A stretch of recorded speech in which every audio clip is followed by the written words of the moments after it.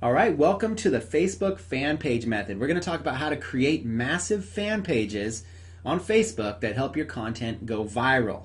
Now, sometimes it's best to keep business and personal separate on Facebook. Would you agree with that? See, in this training, I'm going to teach you how to build your business using Facebook fan pages, and that allows you to separate your personal stuff from your business projects.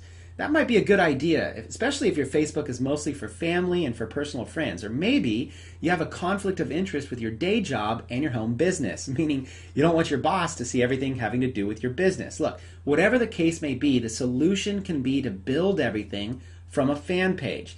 So what we're going to do is we're going to walk through some tutorials here, and I'm going to show you all the steps it's going to take to be able to set this up. So we're going to go ahead and start off with part one, setting up your fan page.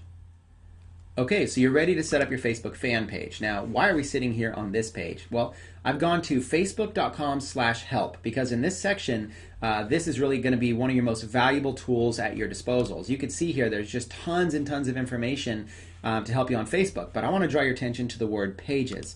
If we go ahead and click on this, this is going to give you a lot of stuff here. It's going to give you page basics. It's going to go through a lot of basic stuff here, interacting with pages, different things that you can do, managing a page, verifying. So we're going to go to managing a page for this information, and you can see this will answer a lot of your questions here about how admins work, about different responsibilities. For the sake of setting up your fan page, the topic you should go to is policy questions. Okay. Now when you go to policy questions, you're going to find out what page names are allowed on Facebook. How do you change your page name later? Different guidelines and stuff like that. Guidelines for cover photos, stuff like that. So what page names are allowed on Facebook? And you can see here there's a lot of things they don't allow. So just take a couple minutes, maybe 2 minutes, and read through this real quick. You know, a lot of basic things are going to be improper capitalization. They're going to flag it, or using symbols. Just some really basic stuff, but read through it. Otherwise, you'll be frustrated trying to create your page. Now, assuming you're ready to get going, it's as simple as going to google.com. And the reason I want to go to Google is so that you can easily find this anytime you need to, which is just simply create a fan page. How simple was that? It's going to bring up a lot of results. You're looking for the one that's the official Facebook page, facebook.com/pages/create. You go ahead and click on that. It'll take you to this screen here. You could set up one of these 6 categories, whether it's a local business, a brand or product, cause or community, public figure, you name it. Now in this example, I'm going to click on brand or product. Okay, so I'm going to choose a category. For my brand or product, I'm going to choose website. And then for my brand or product name, let's see if I can do one without getting flagged, of course, for a weird punctuation or something. But for my brand name, I'm going to keep it simple. Chris Record, and we're going to see if that dash gets allowed, social media coach. Okay, something that simple. Now that should get allowed, but you never know. That's why it's good to read those things. And then you can go through the Facebook pages terms right here. So let's go ahead and see if they accept it. And usually they do. If it's loading like that, usually it'll throw a warning up here if they don't accept it. Okay, so here we are. Set up Chris Record Social Media Coach. Now, as you can see here, there's a few things to do. I can set up the About section, the profile picture. I can add it to my favorites, and I can advertise. Now, just real quick, do not advertise. This is definitely not the way you want to do it. This is for rookies and amateurs. You're going to be smarter than that. As far as adding it to your favorites, sure, do that. You could always come back to this stuff. So for now, we're just going to skip it. You can always come back and you can set this up later. And your profile photo, we're going to skip that, okay? So you can add it to your favorites just like that. And it's going to show up on the top there so you can easily reference it. And there you go. Create an ad. We're going to go ahead and skip this section. There's no reason to do that. And just like that, I have set up my page. It's going to walk me through a quick little tutorial. I could just skip this. And actually, you don't even have to skip it. You could actually just go through the tutorial. It's actually pretty cool. And then you can hide this if you want, and you can show it, okay? And by the way, if you get this option for the new layout, you might be watching this after it's mandatory, but if not, you can join the wait list for the new layout. Okay, so there you go. I've got a blank page. This is my blank canvas, and I am ready to go, ready to get started. All right, let's jump into part 2, choosing a profile picture. Okay, so let's talk about getting your profile picture together here, and you've got your new page that you just set up. All you got to do is click here on add a profile picture, and you could take one. I recommend just going and finding one and uploading it. So I'm going to go ahead and click on upload photo. I've got one right here, Chris Record Square, and it's just going to go ahead and load it in. It takes just a second, and once it loads in, now you have your profile photo. Now, I just want to show you real quick a couple cool things you can do with that. You could go to a site called clippingmagic.com, And you can actually go here and you can choose that same photo or any photo that you want of yourself, and you could actually have some fun with it. Now, the way Clipping Magic works is you put green on all the areas you want to keep and red on the areas you don't. So in this case, I just might put green all over there and all over there. I could actually take my time and get really detailed if I want. For this example, we're going to go very, very, very fast, okay?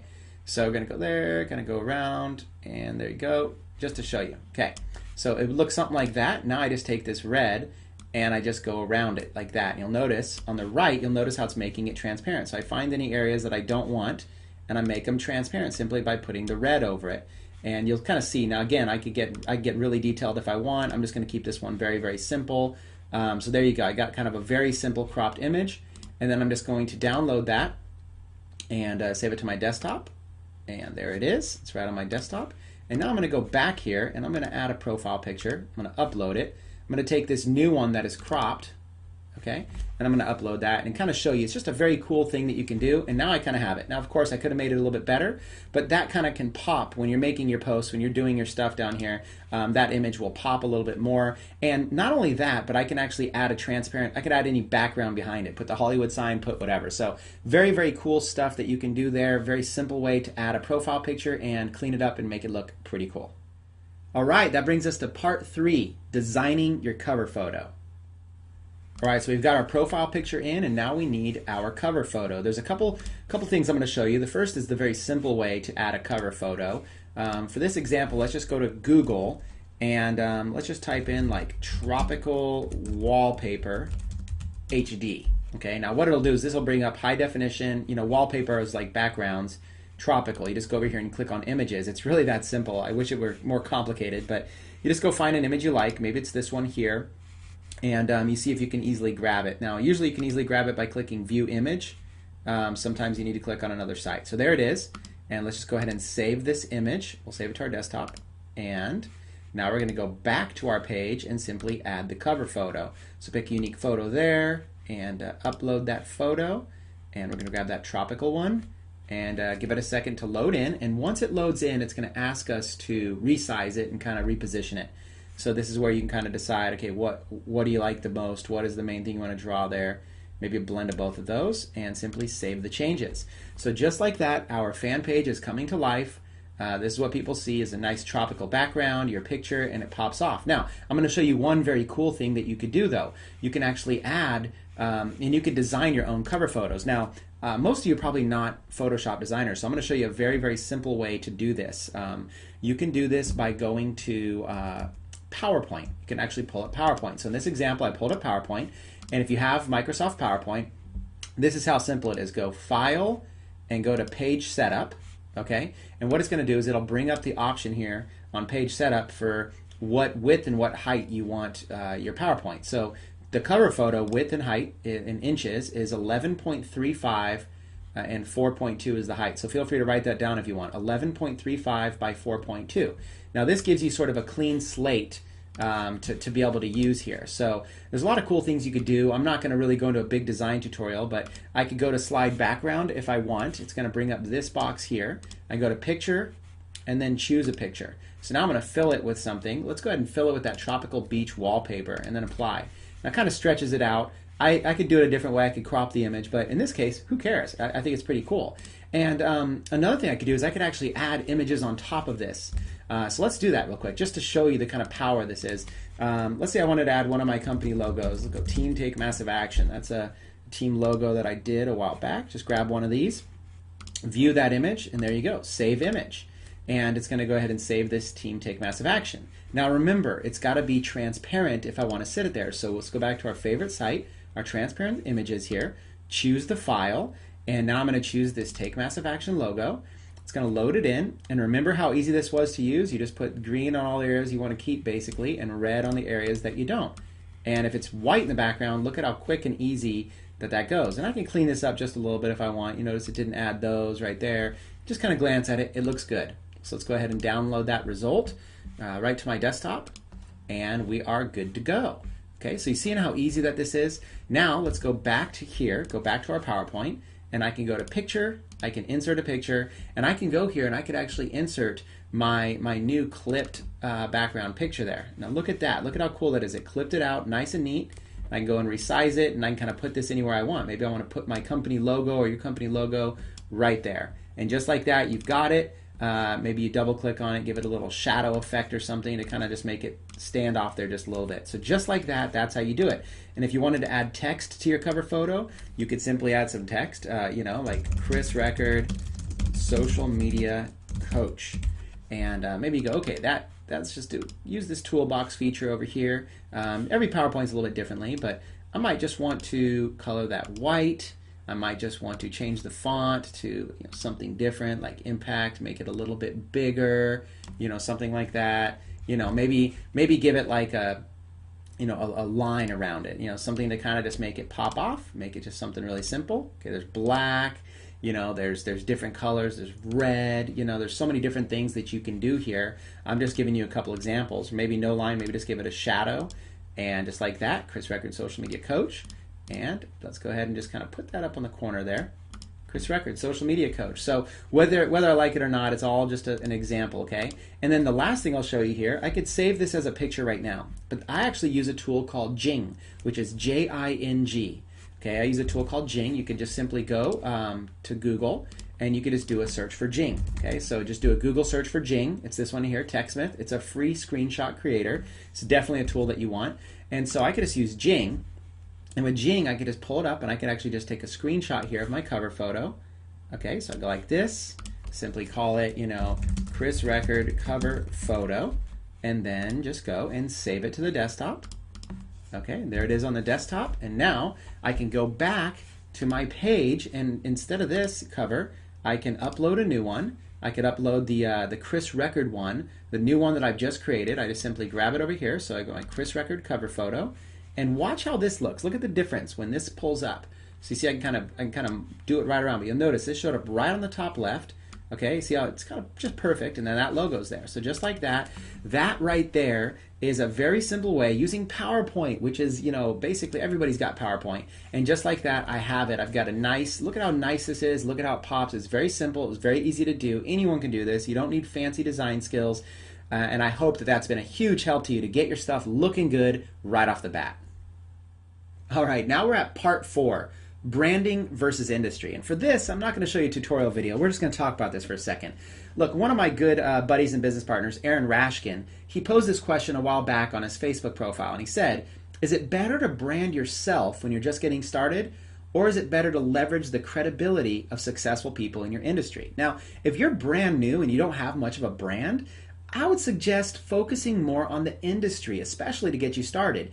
And this is very, very true when it comes to building your fan page. So while it might be great to call yourself, John Doe, internet marketing rock star, well, if you're not really an internet marketing rock star yet, or you're not a blogger yet that's very successful, whatever it is, why not make a generic page? Whatever it might be, make the generic page like 101 ways to advertise. And maybe your whole page is just every single day it's about different advertising strategies that are helpful to different people in the industry. It doesn't necessarily brand you and claim that you're an expert, but you can basically build a huge following of people, teach them different advertising strategies, and cultivate a great list. And you can do this with almost anything. You can do it if you want to build a golf audience, do it with golf tips. Right? And you could leverage the industry, leverage other successful people and their stories and their blog posts and stuff like that. So when it comes to branding versus industry, I usually recommend the industry until you build your own brand and you start making money. Once you've actually proven you can make money and you can help people, then it's time to start building your brand. But you could always create a new Facebook fan page at that time to help you do that. All right, that brings us to part 5. Value, value, value, pitch. Now, when I first started, I got that wrong. It was pitch, pitch, pitch, value. Pitch, pitch, pitch, value. I was constantly pitching stuff, and people weren't biting. People were ignoring it. Have you ever looked at your sales pitch posts on Facebook, and they get 1 or 2 likes, and that's it? Well, what you want to do is you want to create value. So start serving people with free value, free value, free value. Not even necessarily links to stuff. Just give them tips.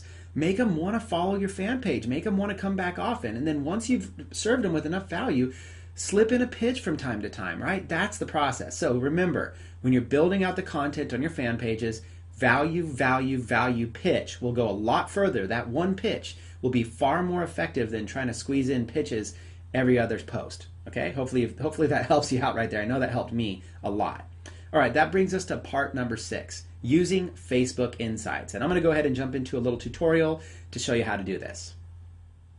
All right, so when using Facebook Insights, if you have a brand new page, it's probably not going to pull up insights right off the bat. So I'm going to go to one of my other fan pages here, the Walking Dead Fan Club. I'm one of the admins of this page. And I simply can go over here and click this little icon right here. So right on your page, you can click this little icon. You can also find it in the admin settings, but I can just click View Insights, okay? Now, when I go in here and View Insights, I can find a lot of really cool stuff out about my page, right? I can find the different growth and likes on my page over time. You know, I can kind of see this, how many people are coming and liking that page.